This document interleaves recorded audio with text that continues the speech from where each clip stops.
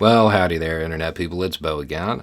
So today we're going to talk about Russia and what they could do differently in Ukraine, because I got a question that contained a little bit of a challenge. So why not? Now, the way the question was put to me was unique, and I definitely want to read it because it was entertaining. I've watched 16 of your videos pointing out Russia's failures, as you say. If you were truly unbiased and as knowledgeable as you seem, you would at least show what you would do differently than Russia instead of just pointing out mistakes. If you know better than our generals, tell us how you would liberate Ukraine as a Russian. Our generals. What are y'all, crowdsourcing battle plans now? Tell us how you would liberate Ukraine as a Russian. Sure, why not? All right, so this is a rough sketch of of Ukraine. Down here, in fact, it's kind of not visible, but Crimea is down here, and that's going to be important. So since it's not really in frame, just know it's there. The brown section here, this is the occupied area. This is what Russia is saying is secure, where all the partisan activity is occurring. So if you're going to try to clean up somebody else's mess, right? What's the first thing you want to look at? Underutilized stuff. Stuff that isn't being used the way it should be, or isn't being used at all. Down here in Crimea, Russia has a bunch of loyalists that are non-state actors, a bunch of paramilitaries. Okay? They're going to be super mobile. It's the way of the world. Non-state actors are typically more mobile than state actors, than conventional militaries. What is one of the largest problems that Russia is facing?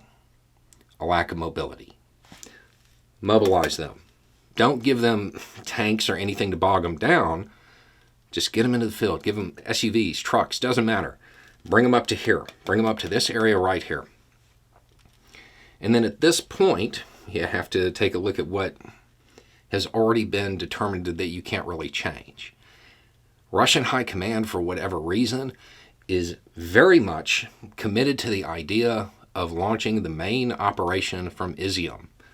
It's up here. Now, one of their big problems is they have this giant front that they're trying to maintain, and they don't really have the troops for it. So, what can they do? Thin them out. But if you do that, well, you might have a break. But right now, the Ukrainians believe Russia's going on the offensive. They wouldn't expect it.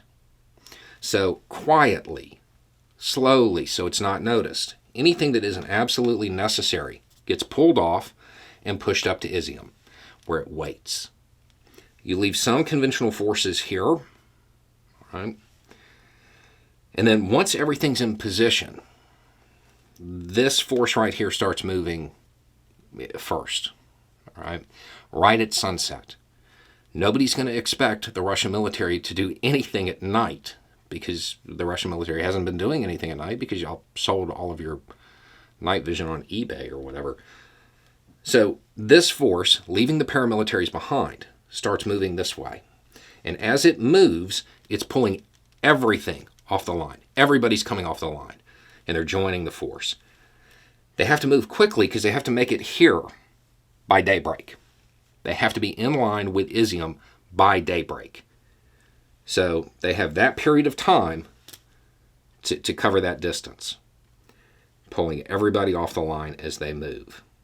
So by the next morning, you should have a large concentration of forces here and a large concentration of forces there. This is when the operation really starts. Both forces form up and break east and go back to Russia. As soon as you cross the border, poof, Ukraine's liberated. Anyway, it's just a thought. Y'all have a good day.